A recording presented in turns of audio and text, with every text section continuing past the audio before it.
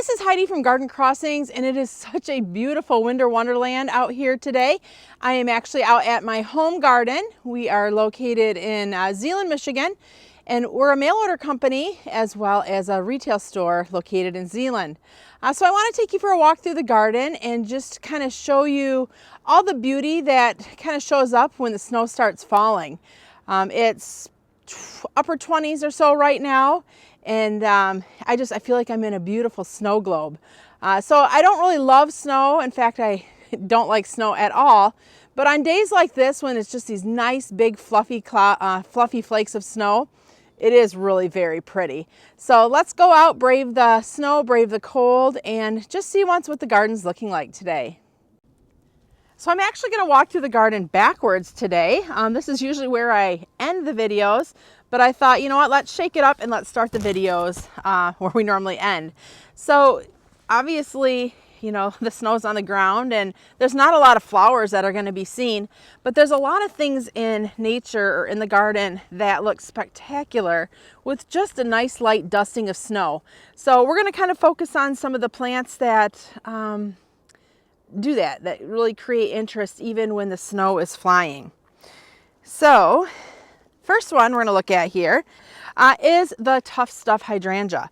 So we did leave some of the flowers here on this Tough Stuff Hydrangea, and you can just see how pretty that it looks as it's collecting that snow.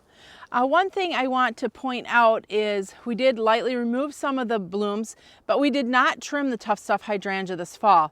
And the reason is because the buds for next summer's blooms are already on this plant. So if you take a look here, you can see those kind of bright little pink buds. That's going to be the source of next year's flowers. So if we were to trim this plant back this fall, we would certainly be risking losing flowering for next season. Now, we may see a few flowers if we were to trim it back, but definitely I don't recommend trimming these Tough Stuff Hydrangeas back in the fall. Ornamental grasses are absolutely gorgeous in the winter. This one here is Morning Light, and when it's breezy out, they just kind of nicely sway in the breeze. Right now it's pretty still, but just look how beautiful they are as they catch that snow as it's falling. So really I love leaving the ornamental grasses up in the winter, because this is just like, I don't know, this and hydrangeas catching the snow is one of the prettiest things that I find in my winter garden. Going for a closer look, it is just so beautiful. And these are the light, fluffy, big flakes that are falling right now. So like if you had to choose like your snow, this would be my snow. Just because you feel like you're in a snow globe as it's all coming down. We'll head out back. So in the garden too, we did remove a lot of our garden clutter, I call it, but we did leave some things as well. And I think it's like, especially here in Michigan, when you get all the snow, it's important to leave little splashes of color. That way when you're looking out over the landscape, there's little pops here and there. So in the back there, you'll see that garden shed that's teal or blue, whatever. That is definitely my pop of color when I look out my slider and I see that beautiful blue. This here is Wine and Roses Weigela, and it's catching the snow a little bit. It looks a little bit pretty with the little fluffs in there. Nothing too crazy cool though. We're going to continue out. One thing in the last video I did out here, it was also pelting snow. The clematis were still up, and I said that we might go through and trim them down. We did go through and trim the clematis down off this fence, and they are trimmed down to about 6 inches or so.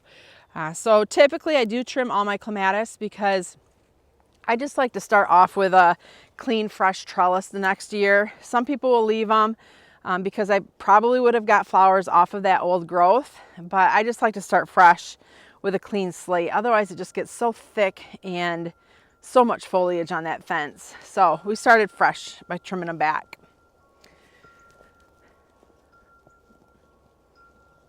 The Proudberry, so this plant was gorgeous this fall. It's lost a lot of its berries now, either due to the birds or they've just fallen off.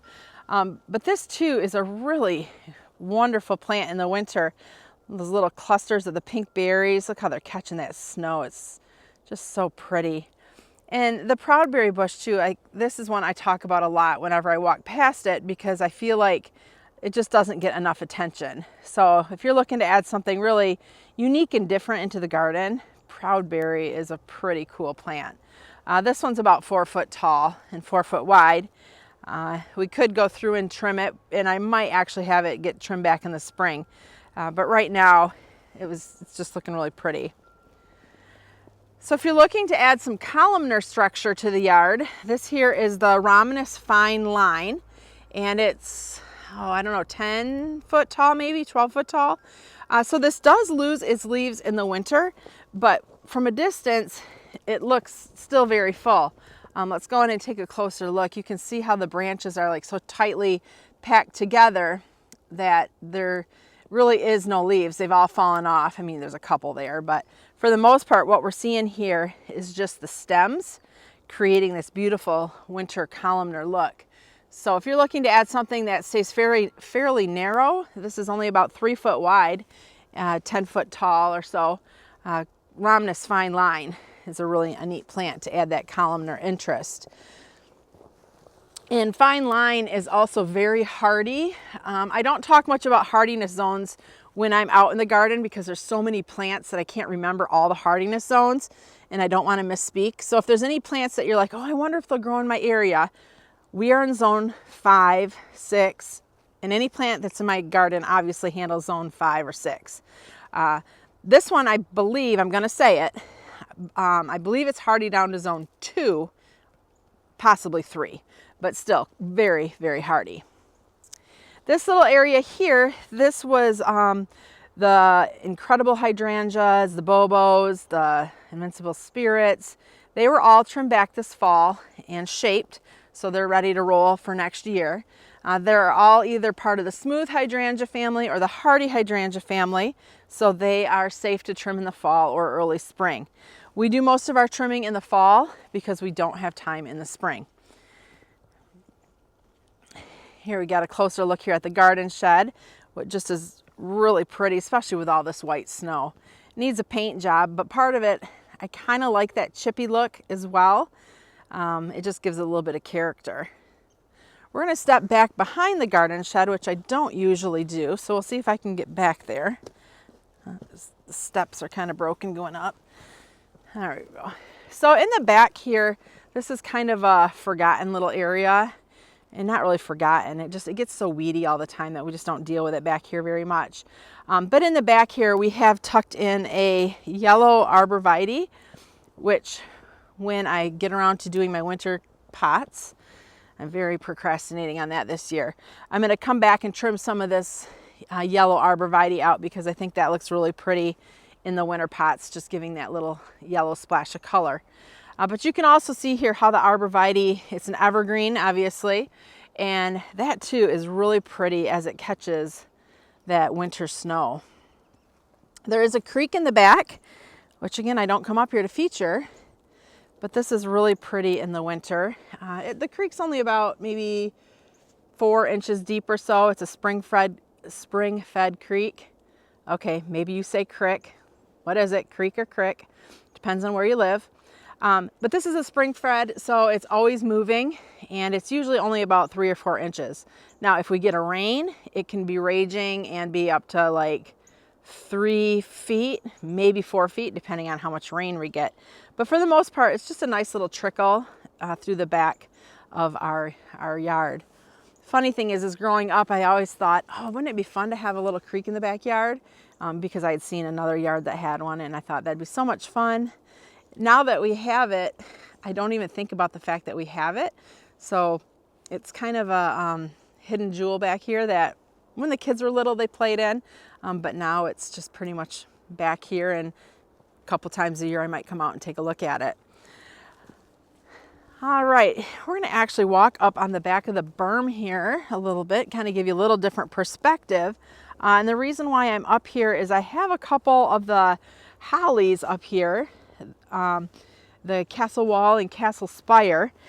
one thing I can say is they don't really love this location that they're in because they have not grown much in the past probably 3 or 4 years.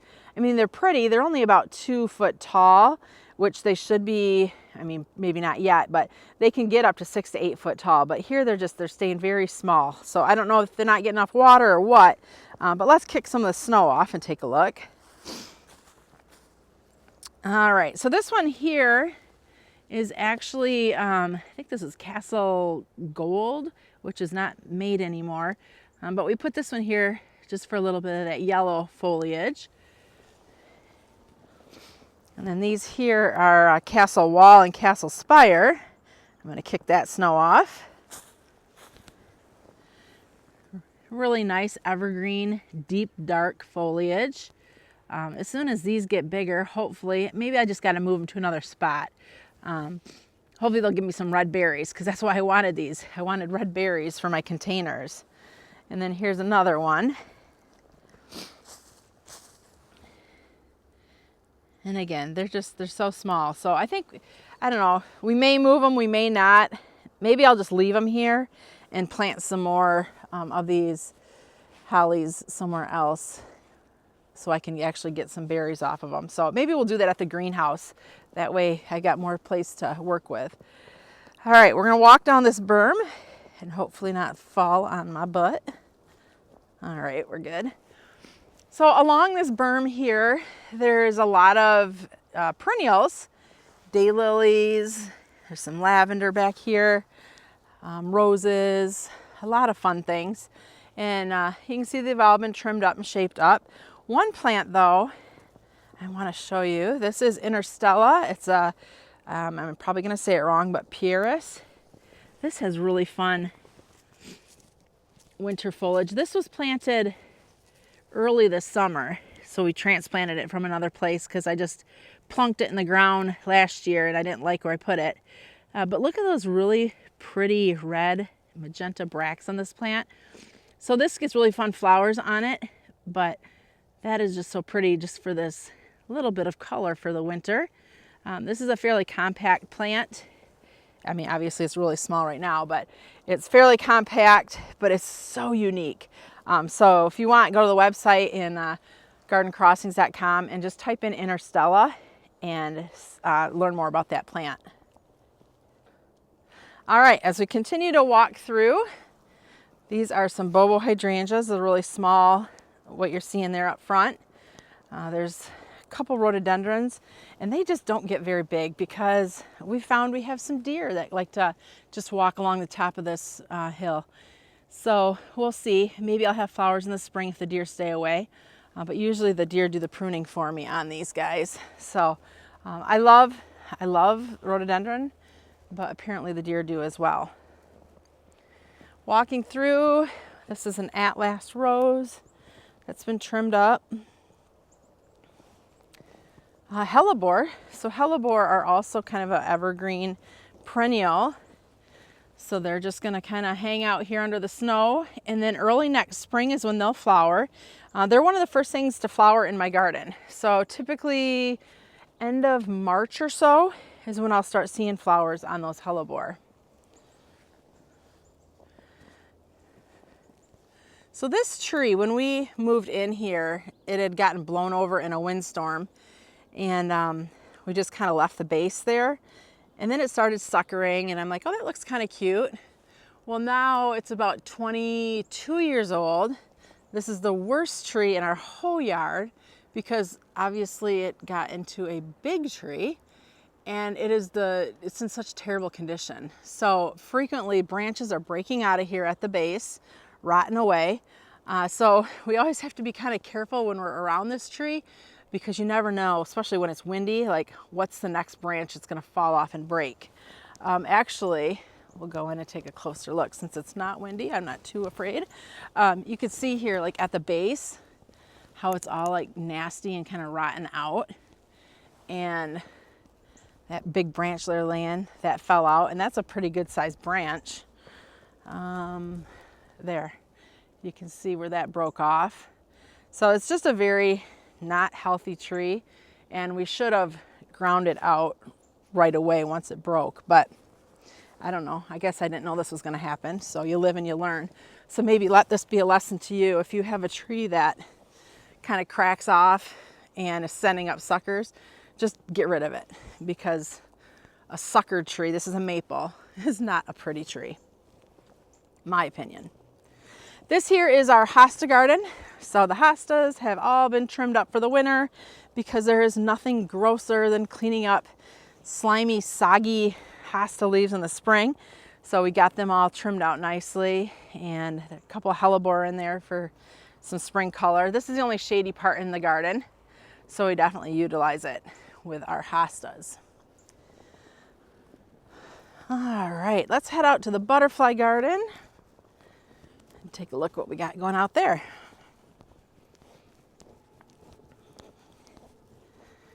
Not a lot going on in the butterfly garden.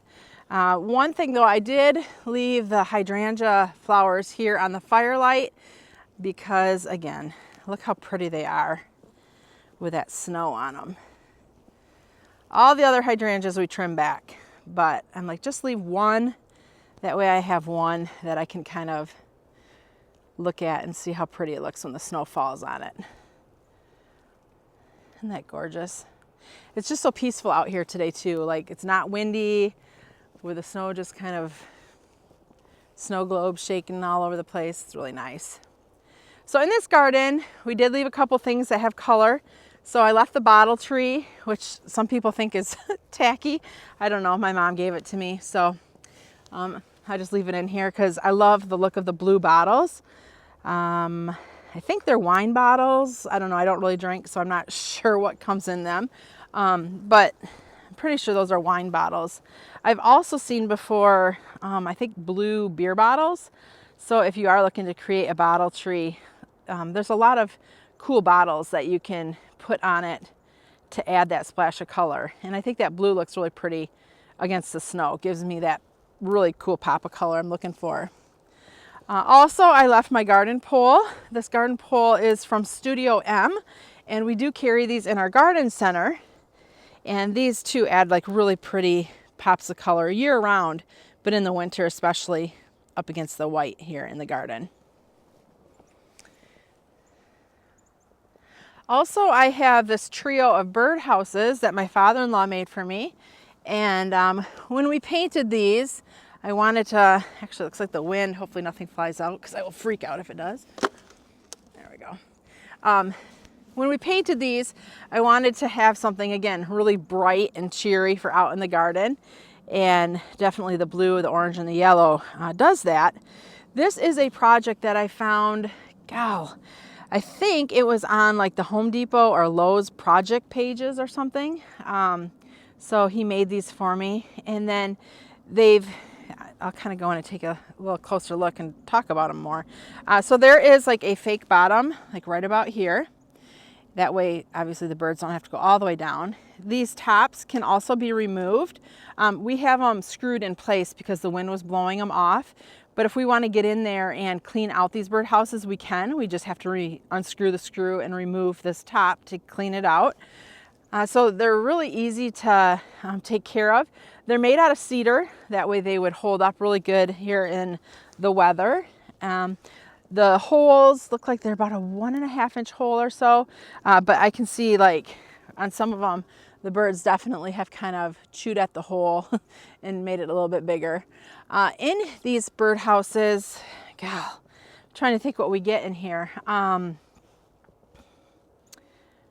don't even know. Like I'm trying, like putting myself on the spot. I can't even think of the birds that are in here. Maybe like sparrows. I don't know, little birds. Unfortunately not bluebirds. I would know if it was a bluebird, but they're more kind of just like the brown and black looking birds. So I'll try to pay more attention next summer. That way I can tell you what birds actually live in these houses. But it's fun. It's fun having them in there.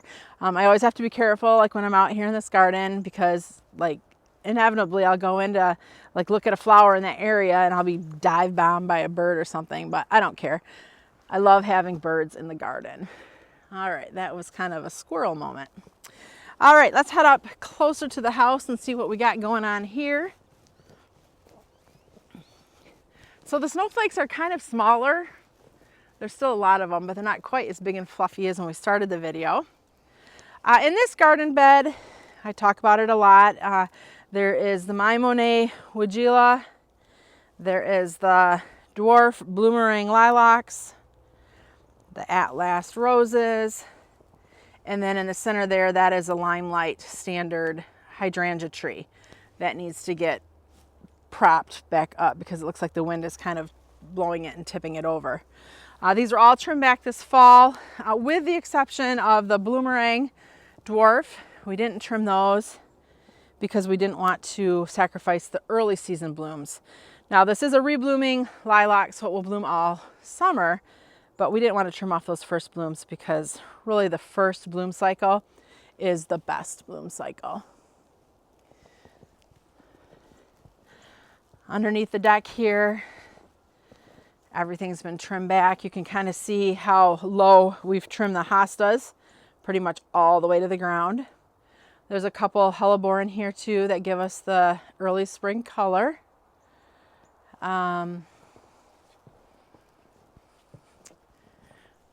Ooh, something I'm noticing is if you are in Michigan and it's cold, make sure your faucets are off. I'm gonna have to show Rod this because this is not a good thing. This is how you freeze your pipes. So I'm gonna go ahead and just tighten that up, and that might fix the problem. But if you are in Michigan, you wanna make for sure that you drain your faucets so that they don't freeze up in the winter. I can't imagine that he had that running purposefully because that wouldn't be good, I don't think. So we'll be talking about that when he gets home tonight. But yeah, definitely if you have hoses hooked onto your faucets, you want to get the hoses off the faucets because you don't want them to freeze up and create kind of a, so that the water can't drain out if it has to, because that's where the pipes break. But yeah, definitely remove any hoses from faucets if you are in a freezing area. And if they're dripping like that one was, talk to your plumber or whoever deals with that kind of thing in your house. That is not me, but I can be the one that relays the message. All right, so I'll head back over this way. Hopefully that was a good, helpful tip for you, because that's kind of a big deal if you have hoses still hooked up to your faucets. All right, in this area here up against the house, we have little quick fire hydrangea along with a snippet lime woodgilas. Those have been trimmed back to about 18 inches. And those we want to keep below the window. So all three of them are very compact shrubs, so we don't have to worry about them getting tall, but we do like to keep them nice and shaped. The Alstroemeria that I talk about, the Inca Ice, this has been trimmed back. This started off, and I'm just kind of showing you this because it's like a clump. This started off as one quart size container years ago, but still, look how big that plant has gotten. So it is about 3.5 foot wide, like the clump. I would say in all directions, at least 3.5 foot wide. So that one quart container has continued to clump and get bigger and bigger and bigger over the years. That is certainly one of my favorite plants. One of the longest blooming plants in the garden as well is that Alstroemeria. The butterfly bush, this here is the, lo and behold, blue chip.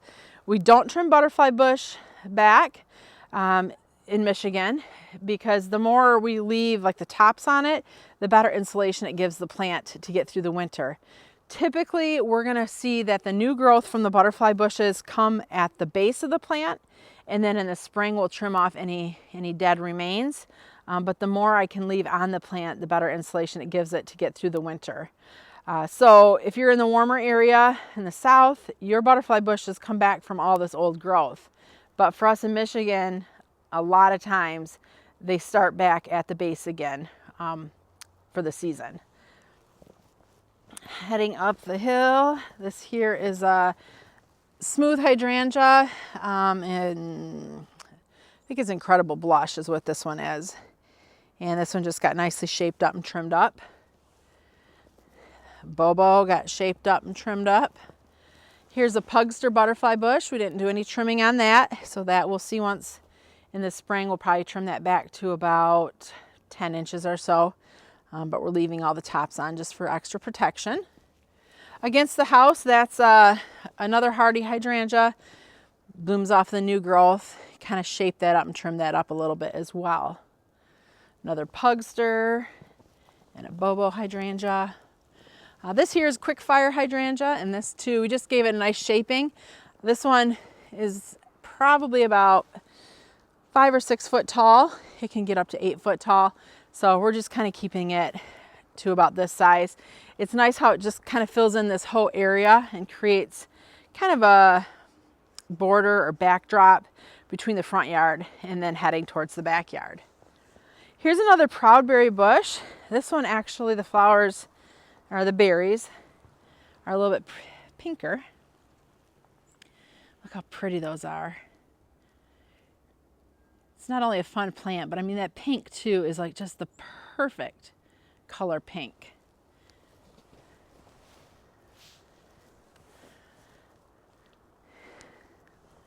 These are Anna's Magic Ball Thuyas, so they're evergreen. They're yellow, like kind of that chartreuse green color. They are planted around a standard lilac. And we trimmed the lilac this summer, and you can kind of see, especially up against the sky, all that new growth. There's probably about 12 inches of new growth off the original canopy. We don't want to trim that off, especially now or in the spring, because that's where all of our flowers are going to come from next year. So once this is done flowering, if we want to go ahead and trim all those extra little sprigs back again, we can, but we don't want to do it before this plant flowers. We've got the Bobo Hydrangeas lining the front of the house. They've all been trimmed back just underneath the window there. This is where you're going to see that I've been slacking and lacking. I have not done my winter porch pots yet. So why? I don't have a good reason, but I need to. Part of the reason why maybe is I went and bought this little porch pot. My intention was not to keep it here. I just wanted to use the stuff that was in it and create my own. But because it's here, I haven't done nothing with it.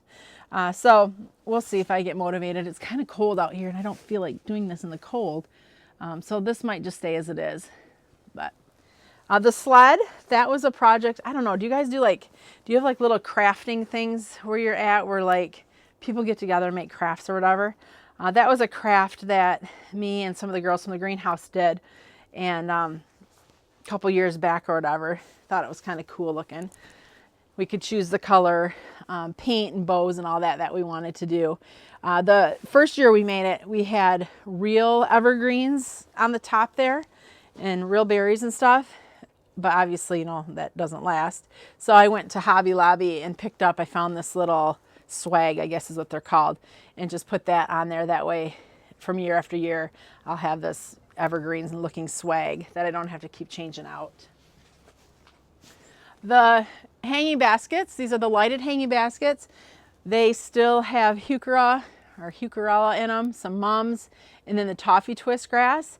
I mean, honestly, they still look pretty nice from a distance, especially with that grass in there. So that's why I haven't been so like, gotta get these out of here because they don't look good. They really do still look kind of good. So I just have to decide, do I want to get the evergreens in there and make them look more wintry, which I really will do that. I have to. You cannot be like in this plant industry and have like your baskets like not on season. So I'm convincing myself right now they got to get changed out. So in the next video, I promise they'll be changed out and they'll look evergreeny.